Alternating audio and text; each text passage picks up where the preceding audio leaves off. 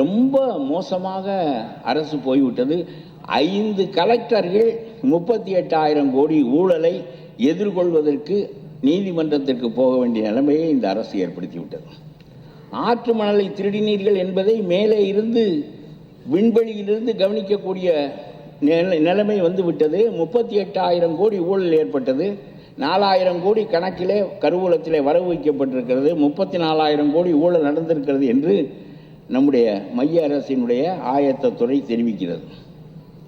இது துல்லிதமாக மேலிருந்து கணக்கிடப்பட்டது. இப்பொழுது இந்த 5 கலெக்டர்கள் தான் இதற்கு அதிகாரத்தை வழங்கினார்கள். ஆகவே இவர்கள் மீது வழக்கு தொடுக்கிறோம் என்று கொண்டு போய் நீதிமன்றத்தில் நிறுத்தியிருக்கிறார்கள்.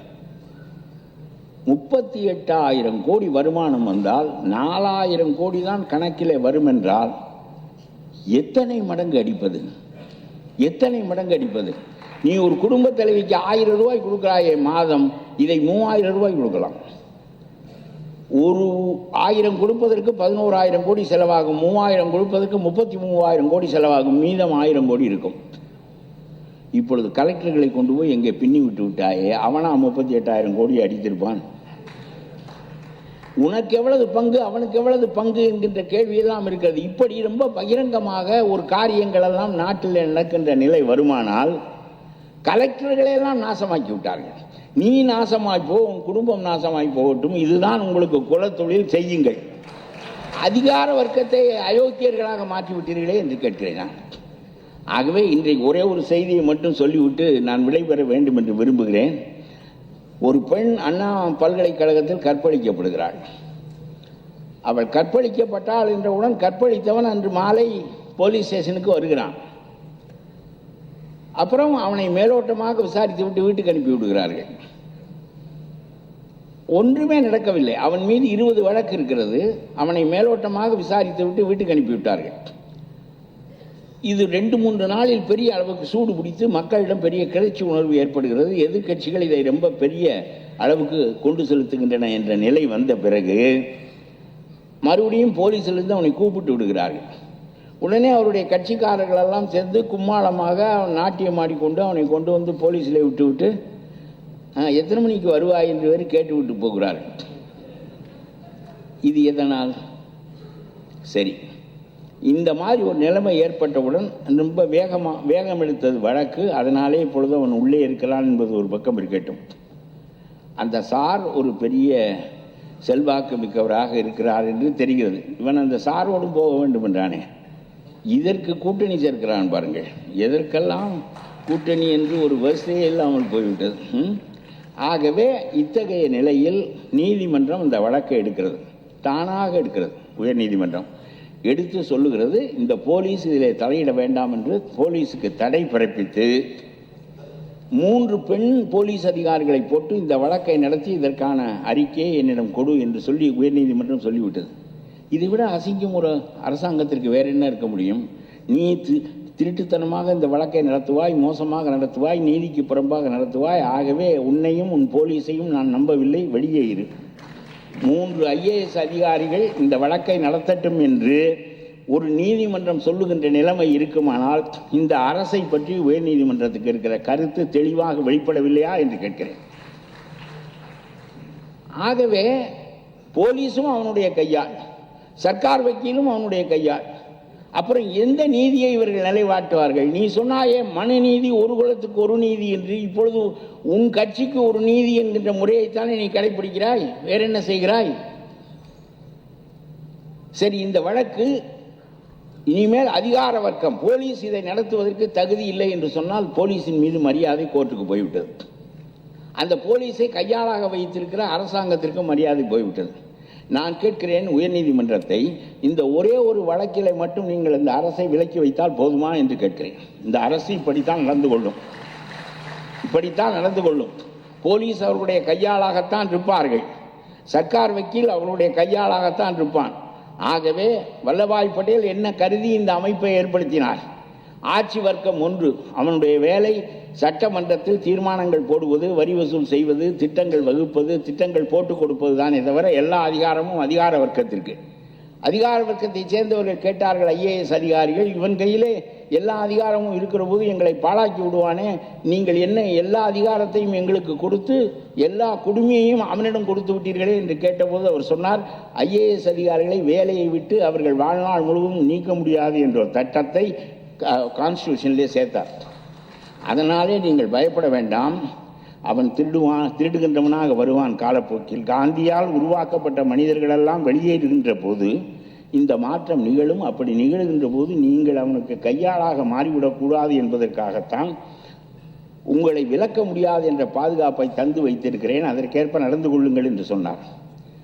ஆனால் இப்பொழுது முழுக்க ஐஏஎஸ் அதிகாரிகள் மற்றவர்கள் எல்லோருமே அரசாங்கத்தினுடைய கையாளாக போய்விட்டார்கள். ஆக லெஜிஸ்லேச்சர் தோற்றுவிட்டது. அது அவர்கள் பகிரங்கமாக கொள்ளையடிப்பது தான். இது ஒரு பெரிய நிறுவனமாக, கார்ப்பரேட் நிறுவனமாக அரசு ஆகிவிட்டது. எப்படியோ நாம் பெரும் பணத்தை முதலீடு செய்து இந்த வாக்குகளை பெற்று ஜாதி மற்றவற்றையெல்லாம் பயன்படுத்தி அரசாங்கத்தில் உட்கார்ந்து விட்டால் பிறகு எவ்வளவு பணமும் அடிக்கலாம். பள்ளிவேல் தியாகராஜன் ஒரு முறை சொன்னார், அப்பனும் மகனும் துப்பாக்கி ஏன் போகிறார்கள் என்றால் 30,000 கோடியை எங்கே வைப்பது என்று புரியாமல் போகிறார்கள் என்று சொன்னார். அடுத்த நாள் அவருடைய மந்திரி பதவி போய்விட்டது. அடுத்த நாள் அவருடைய மந்திரி பதவி போய் ரொம்ப மோசமான மந்திரியாக ஆகிவிட்டார். அதற்கு பிறகு மூடிய வாயை அவர் இன்றும் திறக்கவில்லை. ஆகவே எதற்காக சொல்கிறேன் என்றால், லெஜிஸ்லேச்சர் போய்விட்டது. அதற்கு அடுத்தபடி நம்முடைய பியூரோக்ரசி போய்விட்டது. அப்புறம் நம்முடைய பத்திரிகைகளுக்கு விஸ்வாமித்திரர் மேனகையிடம் கவிழ்ந்தது மாதிரி இவர்கள் விளம்பரங்களில் கவிழ்ந்து விடுகிறார்கள். அரசு விளம்பரங்களில் கவிழ்ந்து விடுகிறார்கள். அவ்வளவுதான். விஸ்வாமித்திரரே கவிழ்ந்தது மாதிரி இவர்களும் கவிழ்கிறார்கள். மூன்றாவது தூணான ஜனநாயகத்தின் மூன்றாவது தூணான பத்திரிகை துறையும் போய்விட்டது. மீதம் இருப்பது ஒரு அளவுக்கு நீதித்துறை. அவர்களை நியமிக்கிற அதிகாரம் மைய அரசுக்கு எந்த அரசுக்கும் இல்லாத காரணத்தினாலே அவர்கள் கொஞ்சம் சுதந்திரமாக செயல்பட முடிகிறது என்பது ஒரு பக்கம் இருக்கட்டும். நான் சொல்லுகிறேன், இந்த நீதிமன்றத்தை பார்த்து கேட்கிறேன், இந்த ஒரு வழக்கில் மட்டும் நீங்கள் இந்த அரசாங்கத்தை விலக்கி வைக்கிறீர்களே, இந்த ஒரு வழக்கில் மட்டும் போலீஸை விலக்கி வைக்கிறீர்களே, எல்லாவற்றிலும் இப்படித்தானே நடக்கிறது. உடனே இவ்வளவு கொடுமையாக மோசமாக நடந்து கொண்டு விட்டோம் என்று சொன்ன பிறகு நம்முடைய அரசாங்கம் என்ன செய்கிறது என்றால், இனிமேல் யாரும் கற்பழித்தால் அவனுக்கு மரண தண்டனை என்று புதிய சட்டம் இயற்றியிருக்கிறார்கள். நீ மரண தண்டனை கொடு, எந்த தண்டனை கொடு, அதை நிறைவேற்றவும் அதை நடைமுறைப்படுத்தவுமான அதிகாரம் உன்னிடம் இருக்கின்ற வரையிலும் மரண தண்டனை எங்கே நடக்கும் என்று கேட்கிறேன் நான். அதை நடைமுறைப்படுத்துகிற அதிகாரம் உன்னிடம் தானே இருக்கிறது.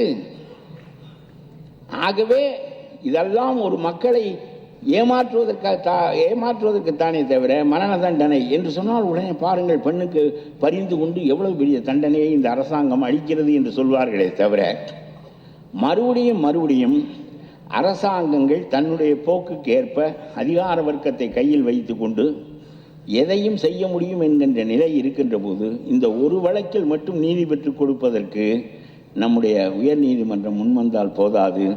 அப்படியானால் நம்முடைய அரசியல் சாசனத்தின் அடித்தளத்தில் இருந்து இந்த மாற்றம் கொண்டு வரப்பட வேண்டும். இல்லாவிட்டால் ஒரு ஊழலான மந்திரி சபை அமைந்து விடுமானால் ஜனநாயகத்தில் நீங்கள் மாற்ற முடியவில்லையே, 50 ஆண்டு காலமாக மாற்ற முடியவில்லையே. அவன் பணத்தை வைத்து, ஜாதியை வைத்து, மற்றவற்றை வைத்து மீண்டும் மீண்டும் திரும்ப வந்து விடுகிறானே. ஒரு கார்ப்பரேட் நிறுவனம் போல அரசியல் நடக்கிறது. அப்புறம் என்ன நீதியை நீங்கள் சொல்லி அந்த இடத்தை பிடிக்க முடியும்?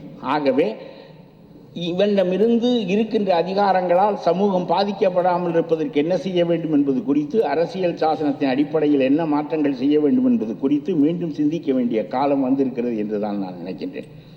ஒவ்வொருவனும் சும்மா பல 1000 கோடி ரூபாயை சுரண்டுவதற்கும் இந்த மக்களை நாசப்படுத்துவதற்கும் இதற்காகத்தானா வஉசி செக்கெடுத்தார்? இதற்காகத்தானா காமராஜனும் வேதாரண்யத்துக்கு உப்பு எடுப்பதற்கு ராஜாஜி நடந்தார்? 10 ஆண்டுகள் காமராஜர் சிறையிலே இருந்தார். முத்துராமலிங்கத்தினுடைய வாழ்க்கையை பல காலம் சிறையிலே கழித்தார். இவ்வளவு மனிதர்களும் பாடுபட்டது என்பது இவ்வளவு மோசமான அரசு வரும் என்பதற்காகவா? தாமஸ் மன்ரோவை போல ரயத்துவாரி முறையை கொண்டு வந்து ஒரு வெள்ளைக்காரன் இந்த நாட்டை எவ்வளவு பெரிய அளவுக்கு மேம்படுத்தி இருக்கிறான். இன்னமும் அந்த தாமஸ் மன்ரோவினுடைய சிலை அங்கே குதிரையிலே ஆரோகணித்தவன் அமர்ந்திருக்கிற சிலை இருக்கிறதே, அவனை பார்க்கிற போதாவது புத்தி வர வேண்டாமா? இவனுக்கு ஏன் சிலை வைத்திருக்கிறார்கள், எல்லா வெள்ளைக்காரனும் போய்விட்டானே, இவனுக்கு மட்டும் ஏன் சிலை இருக்கிறதே என்று சொன்னால், இவன் தமிழ்நாடு மேம்படுவதற்காக மிகப்பெரிய அளவிற்கு ஜமீன்தார்களை அரசு ஆதரித்துக் கொண்டிருந்த போது குடியானவர்களை ஆதரிப்பதற்காக தாமஸ் மன்றோ ரைத்து வாரி திட்டத்தை கொண்டு வருகிறான். எப்படியோ மனிதர்கள் இருந்திருக்கிறார்கள், எவ்வளவோ காரியங்கள் செய்திருக்கிறோம். இவனை எல்லாம் நாம் ஏன் விரட்டினோம் என்றால் அவன் சுரண்டுகிறான் என்பதற்காக விரட்டினோம். இப்பொழுது நீ என்ன செய்கிறாய்? அவனுடைய சுரண்டல் ஒரு அளவுக்குத்தான் இருந்தது, உன்னுடைய சுரண்டல் தாங்க முடியவில்லை. பாரதி ஒன்று சொல்லுகிறான், கனவு கண்டு சொல்லுகிறான் சுதந்திர இந்தியா எப்படி இருக்கும் என்று. ரொம்ப சுதந்திரம் என்பதே பேச்சு என்றெல்லாம் சொல்லி கொண்டு வந்து நல்லோர் பெரியோர் என்னும் காலம் வந்ததே, கெட்ட நயவஞ்சகக்காரருக்கு நாசம் வந்ததே என்கிறான். எல்லாரும் ஒன்றென்னும் காலம் வந்ததே, பொய்யும் ஏமாற்றும் தொலைகின்ற காலம் வந்ததே, நல்லோர் பெரியோர் என்னும் காலம் வந்ததே, கெட்ட நயவஞ்சகக்காரருக்கு நாசம் வந்ததே என்றான். நயவஞ்சகக்காரர்களுக்குத்தானே வாழ்வு வந்திருக்கிறது.